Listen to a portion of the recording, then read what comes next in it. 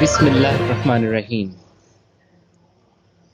خواتین و حضرات، آج جو میں آپ کے سامنے تحریر پیش کرنے جا رہا ہوں اس کا عنوان ہے زنجیر نہ ٹوٹی مگر رہائی مل گئی، جو کہ بیان کردہ ہے آصف عنایت کی اور آواز ہے سید ذیشان علی۔ اس تحریر کو شروع کرنے سے پہلے میں کچھ اشعار بولنا چاہوں گا۔ میں ظلمت شب میں لے کر نکلوں گا اپنے درماندہ کارواں کو، شرر فشاں ہوگی آہ میری، نفس میرا شعلہ بار ہوگا، سفینہ برگ گل بنائے گا قافلہ مور ناتواں کا، ہزاروں موجوں کی ہو کشاکش مگر وہ دریا سے پار ہوگا، نکل کر صحرا سے جس نے روما کی سلطنت کو الٹ دیا تھا، سنا ہے قدسیوں سے یہ میں نے وہ شیر پھر ہوشیار ہوگا۔ زنجیر نہ ٹوٹی مگر رہائی مل گئی۔ ویسے تو جب بھی اخبار دیکھیں درجنوں ایسی خبریں ہوتی ہیں جو قیامت کی علامتوں سے کم نہیں۔ بے روزگاروں کو روزگار دلانے کا چکمہ دینا وطن عزیز کے کاروبار میں سے ایک اہم کاروبار ہے۔ ستم ظریفی یہ ہے کہ ان لوگوں سب سے زیادہ وہ ادارہ جانتا ہے جس نے ان کی گرفت کرنا ہوتی ہے۔ یوں تو ہر ادارہ اپنے اختیارات اور ذمہ داریوں کی حدود میں ہونے والے جرائم سے واقف ہوتا ہے۔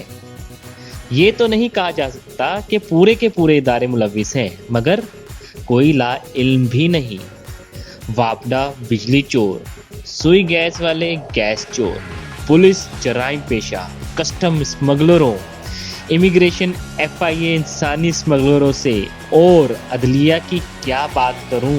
آج کل یوٹیوب پر جناب حامد خان، سردار لطیف کھوسا، علی احمد کرد صاحبان کی تقاریر سن لیں۔ کچھ خبریں کئی سال انسانوں کو مضطرب رکھتی ہیں، انسانوں کو نہ کہ حکمرانوں کو، کیونکہ حکمرانوں کی مجبوریاں ہوتی ہیں جن کے متعلق مارکیٹ میں بہت سی کتابیں آئی ہیں۔ چند خبریں جو ناقابل فراموش ہیں، مثلاً فیصل آباد، بیٹے کو بے کفن دفن کرنا اور بعد میں اہل علاقہ کا قبر کشائی کر کے غریب کے بیٹے کو کفن پہنانا۔ چند زیب کی خودسوزی، حسن نثار بھائی کے متعدد کالم آئے اس میں۔ کرشن نگر میں پاگل گونگی لڑکی کے ساتھ زیادتی اور اس کا ایک رات چیخوں سے سڑک پر بچے کو جنم دینا۔ منو بھائی کے متعدد کالم آئے اس پہ۔ بجلی کی بلوں کی ادائیگی پر بھائی کے قاتل ہو گئے، بجلی آنے پر موبائل پہلے چارج کرنے پر بگڑنے پر بھائی کے ہاتھوں ہلاک ہوا۔ مردے کھانے والے خاندان کا قبروں سے مردے نکال کر کھانا، لاشوں کی بے حرمتی کا کوئی شاید واضح قانون سرے سے موجود ہی نہیں تھا، یعنی آزادی سے پہلے اور بعد میں قانون سازی کرنے والوں کو اس طرف سوچ ہی نہ گئی کہ لاشوں کی بے حرمتی اور ان کو کھانے کے جرائم بھی ہوں گے۔ وزیر آباد، شاید ملزم کا نام نصیر تھا، اس نے قبر کشائی کر کے لڑکی کی لاش سے زیادتی کی۔ آج مینار پاکستان میں عورت سے پیش آنے والا واقعہ اور رکشے پر جانے والی خواتین سے زیادتی، ہم کدھر جا رہے ہیں؟ سوشل میڈیا سے ایسے جرائم لوگوں کے علم میں آ رہے ہیں، ورنہ کسی کو بھنک بھی نہ پڑتی۔ اسلام آباد میں مرزا نامی شخص کی بکواس ہر گھر میں سنی گئی۔ یہ سب دلخراش داستانیں ہمارے معاشرے کی پہچان بن گئی۔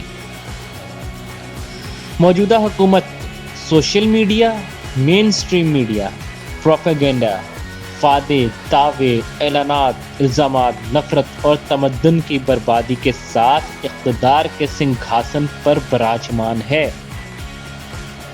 سابقہ حکومتوں پر بے پناہ ملبہ ڈالا جا سکتا ہے، لیکن سب سے بڑا ملبہ یہ ہے کہ یہ حکومت ان کی وجہ سے چوائس بن گئی، ہر طرح ہر سطح پر مجرمانہ ذہنیت سرایت کر گئی۔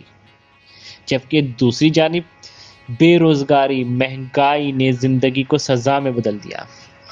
عمران خان کے دعوے تھے کہ یکساں نظام تعلیم ہوگا، جو تعلیمی پالیسی آئی اس کے کیا کہنے، اس پر لوگوں کے تحفظات ہی نہیں باقاعدہ فکر مند پائے گئے۔ ہمارا خیال تھا کہ غریبوں کے بچوں اور سرکاری اسکولوں کو اپ گریڈ کر کے اعلیٰ تعلیمی اداروں کے معیار پر لا کر تعلیمی معیار یکساں کر دیا جائے گا، مگر حکومت نے معیار ہی نیچے گرا دیا۔ میں پہلی کلاس سے انگریزی پڑھانے والے اسکول میں پڑھا رہا ہوں۔ املا کا باقاعدہ ایک رجحان تھا، تختی روز مرہ کا کام تھا، پھر سلیٹ نکلی، مگر موجودہ دور میں اساتذہ والدین سے اور والدین اساتذہ سے گلہ کرتے نظر آئے۔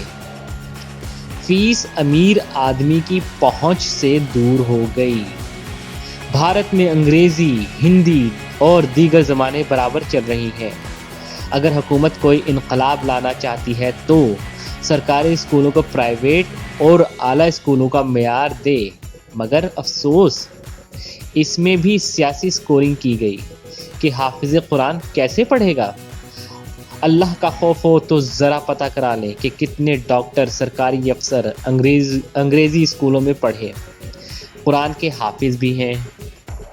ایک لائن کی پالیسی ہی کافی تھی، سرکاری اسکولوں میں پرائیویٹ اور اعلیٰ اسکولوں کو نصاب پڑھایا جائے گا۔ مزید ملاحظہ فرمائیں، ڈیم کے 12 ارب جن میں 7 لاکھ رہ گئے ہیں وہ اسکولوں کو اپ گریڈ کرنے میں لگا دیتے، وزراء اور مشیروں کو پابند کیا جاتا کہ ان کے بچے سرکاری اسکول میں پڑھیں گے تو معیار خود بخود بڑھ جاتا اور نصاب بھی یکساں ہوتا، یا پھر ہمت کریں اور بڑھتی ہوئی فیسوں کو بنیاد بنا کر تمام تعلیمی ادارے سرکاری تحویل میں لے لیں اور چونکہ دیانت دار ہیں معیار برقرار رکھیں۔ ارادہ تو تھا کہ کسی دوسرے موضوع پر لکھتا، مگر جب اس خبر کی طرف دھیان گیا تو پھر کوئی موضوع ہی نہ رہا۔ طالبان کیا کرتے؟ ان کی زنجیریں ٹوٹی کہ دوسرے حصار میں آ گئے۔ یہ تو وقت طے کرے گا۔ ابھی یہ خبر ملاحظہ فرمائیں، بارڈر کراس کر کے غیر قانونی طور پر بیرون ملک بہتر روزگار کی تلاش میں جانے والے 7 افراد میں سے 5 افراد بلوچستان ضلع چاغی کے صحرا میں پانی نہ ملنے پر جان کی بازی ہار گئے۔ آگے ان مرنے والوں کے نام بھی دیے گئے ہیں۔ ان سے سعید نامی ایجنٹ نے تفتان بارڈر پار کرانے کے 11,000 روپیہ کے بجائے 35,000 روپیہ فی کس مانگ لیے، جس سے جھگڑا ہونے پر وہ کھانا لینے کے بہانے انہیں چھوڑ کر چلا گیا۔ وہ رات اندھیرے میں صحرا میں بھٹکتے رہے۔ 6 اگست کو خلیق الرحمان کی طبیعت خراب ہو گئی اور وہ وہاں سے گزرنے والے ڈالے والوں نے ترس کھا کر اسے نوکنڈی ہسپتال پہنچایا، جہاں وہ جاں بحق ہو گیا۔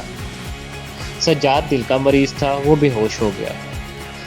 باقی افراد اسے کندھوں پر اٹھانے پھرتے رہے، مگر اس نے بھی دم توڑ دیا اور وہ اس کی لاش پر پردہ ڈال کر پانی کی تلاش میں پھر سے چل پڑے۔ اسی دوران وہ اسمگلرز کے ہاتھوں چڑھ گئے۔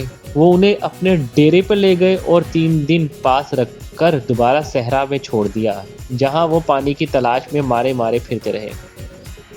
مگر حافظ بلال نے بھی صحرا میں دم توڑ دیا اور پانی کی تلاش میں جانے والے باقی 2 بھی زندہ نہ رہ سکے۔ صحرا سے گزرنے والوں نے حافظ بلال کی لاش سے کاغذات نکال کر ان کو سوشل میڈیا پر وائرل کر دیا، جس سے حافظ بلال کی شناخت ممکن ہو سکی۔ اسے وہیں پر دفن کر دیا گیا ہے۔ رانا محمد زاہد نے حکومت سے اپیل کی ہے کہ وہ سعید نامی ایجنٹ کے خلاف قانونی کارروائی کر کے انہیں انصاف فراہم کرے۔ درخواست میں کہا گیا ہے کہ 7 افراد میں سے 5 افراد انتقال کر گئے، جبکہ 2 افراد کا پتہ ہی نہ چل سکا۔ ہو سکتا ہے وہ واپس پہنچ گئے ہوں۔ کہاں ریاست مدینہ میں دریا کے کنارے کتا پیاسا مر جائے تو حاکم ذمہ داری لیتا تھا، اور آج ریاست مدینہ کے دعوے دار اور رزق کی تلاش میں انسان صحراؤں میں پیاسے مر رہے ہیں۔ آپ کا دعویٰ تو تھا کہ یورپ اور بیرون ممالک سے لوگ پاکستان نوکری کرنے آئیں گے۔ اور کہا ایران داخلہ چاہنے والے موت کی وادی میں اتر گئے۔ حکمرانوں طالبان نے زنجیر توڑی مگر ان بے روزگاروں کی زنجیر تو نہ ٹوٹی، تاہم زندگی سے رہائی پا گئے۔ وآخر دعوانا ان الحمد للہ رب العالمین۔